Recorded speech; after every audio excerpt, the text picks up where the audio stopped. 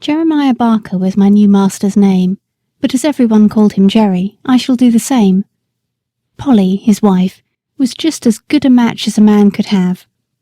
She was a plump, trim, tidy little woman, with smooth dark hair, dark eyes, and a merry little mouth.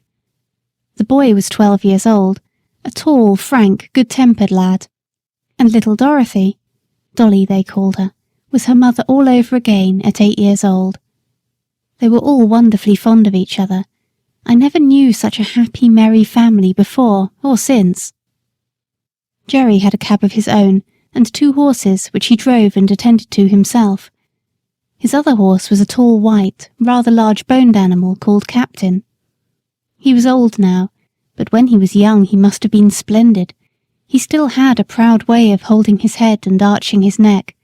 In fact, he was a high-bred, fine-mannered, noble old horse, every inch of him. He told me that in his early youth he went to the Crimean War. He belonged to an officer in the cavalry, and used to lead the regiment. I will tell more of that hereafter. The next morning, when I was well groomed, Polly and Dolly came into the yard to see me and make friends. Harry had been helping his father since the early morning, and had stated his opinion that I should turn out to be a regular brick. Polly brought me a slice of apple, and Dolly a piece of bread, and made just as much of me as if I had been the Black Beauty of olden time.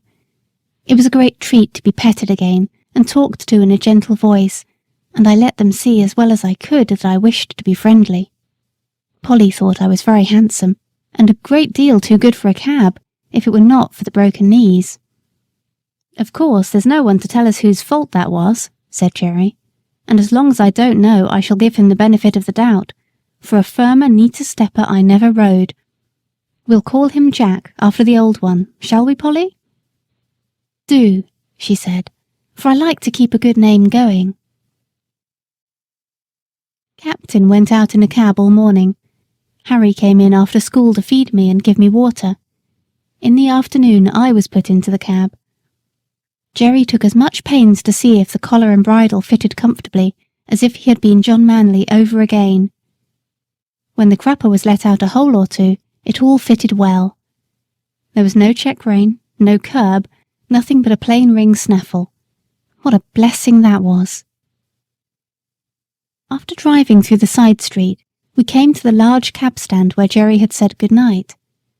On one side of this wide street were high houses with wonderful shop fronts, and on the other was an old church and churchyard, surrounded by iron palisades.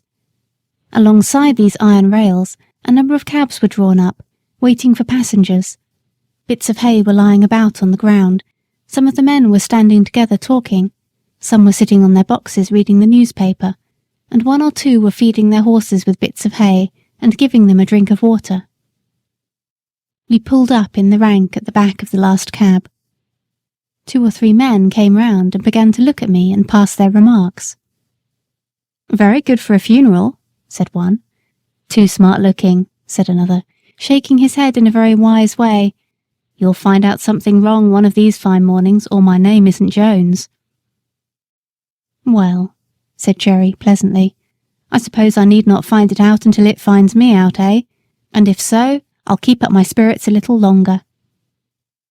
Then there came up a broad-faced man, dressed in a great grey coat with great grey cape and great white buttons, a grey hat and a blue comforter loosely tied around his neck.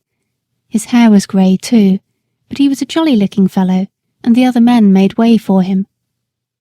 He looked me all over, as if he had been going to buy me, and then, straightening himself up with a grunt, he said, "He's the right sort for you, Jerry. I don't care what you gave for him. He'll be worth it." Thus my character was established on the stand. This man's name was Grant, but he was called Grey Grant, or Governor Grant.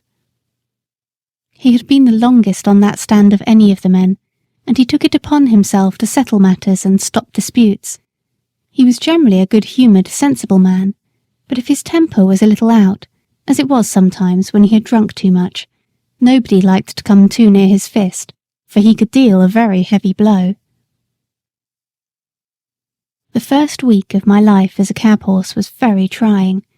I had never been used to London, and the noise, the hurry, the crowds of horses, carts, and carriages that I had to make my way through made me feel anxious and harassed.